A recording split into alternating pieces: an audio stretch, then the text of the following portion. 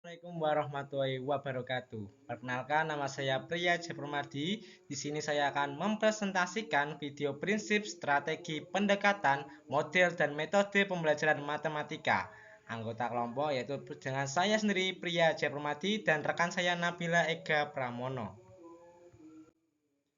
Yang pertama, pengertian. Strategi pembelajaran. Strategi pembelajaran adalah sebuah aktivitas pembelajaran yang dilakukan bersama guru dan siswa dengan prosedur tertentu serta mengorganisasikan komponen pelaksana pembelajaran dengan baik untuk efektivitas dan efisiensi tujuan pembelajaran. Pendekatan pembelajaran.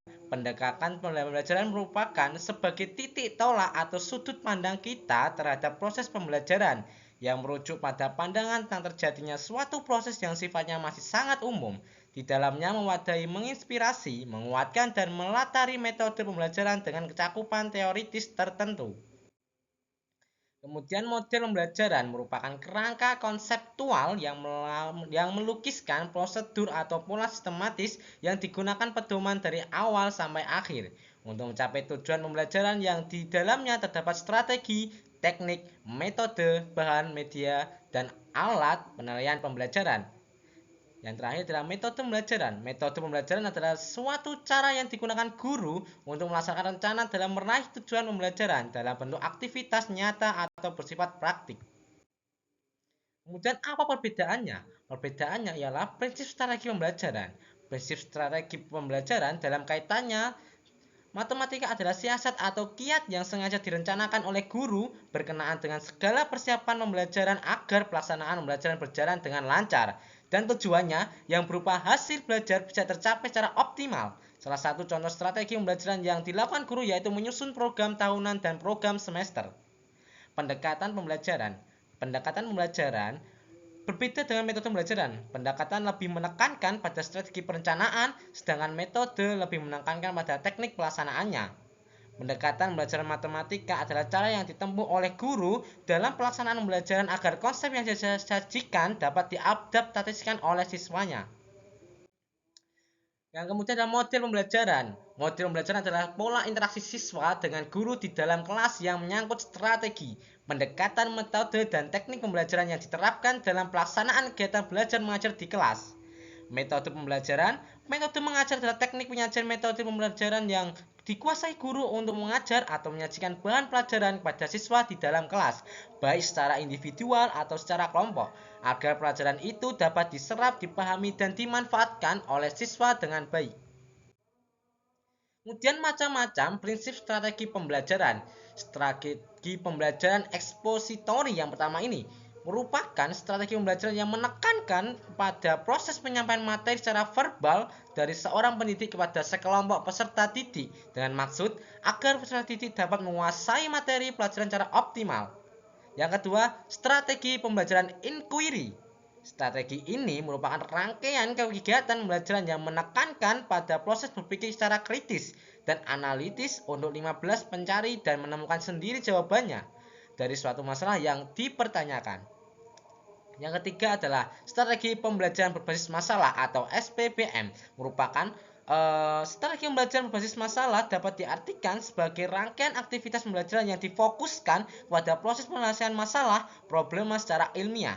Dan yang terakhir adalah strategi pembelajaran kooperatif. Strategi pembelajaran kooperatif merupakan salah satu strategi pembelajaran yang di dalamnya implementasi mengarahkan pada peserta didik untuk bekerjasama dalam kelompok-kelompok kecil dan kelompok-kelompok besar yang berhasil mencapai tujuan pembelajaran yang akan diberi penghargaan. Yang kemudian adalah strategi pembelajaran afektif. Strategi pembelajaran afektif adalah rangkaian kegiatan pembelajaran yang menekankan pada pembentukan sikap yang positif pada diri peserta didik. Strategi pembelajaran konseptual adalah suatu strategi pembelajaran yang menekankan kepada proses keterlibatan peserta didik untuk menemukan materi yang dipelajari dan menghubungkannya dengan situasi kehidupan nyata sehingga mendorong peserta didik untuk dapat menerapkannya dalam kehidupan mereka, yaitu adalah strategi pembelajaran aktif, merupakan kegiatan kolaboratif yang bisa digunakan untuk mengajarkan konsep, karakteristik, klarifikasi, kata, dan objek atau mereview informasi. Kemudian ada strategi pembelajaran kuantum. Strategi pembelajaran kuantum merupakan sebuah program percepatan pembelajaran yang ditawarkan sebagai forum, yaitu sebuah perusahaan pendidikan internasional yang menekankan perkembangan ketentuan akademis dan keterampilan pribadi. Yang adalah macam-macam pendekatan pembelajaran. Pendekatan konstruktivisme dalam kelas. Konstruktivis, seorang guru tidak mengajarkan kepada anak bagaimana menyelesaikan persoalan, namun mempresentasikan masalah yang mendorong siswa untuk menemukan cara mereka sendiri dalam menyelesaikan permasalahan. Dan terhadap pendekatan pemecahan masalah matematika merupakan bagian dari kurikulum matematika yang sangat penting karena dalam proses belajar maupun penyelesaian, siswa dimungkinkan memperoleh pengalaman menggunakan pengetahuan serta keterampilan yang sudah dimiliki untuk diterapkan pada pemecahan masalah yang bersifat tidak rutin. Kemudian pendekatan open-ended dalam belajar matematika merupakan kegiatan pembelajaran ketika siswa diminta mengembangkan metode, cara, atau pendekatan yang berbeda dalam menjawab 20 permasalahan yang diberikan dan bukan berorientasi pada jawaban atau hasil akhir.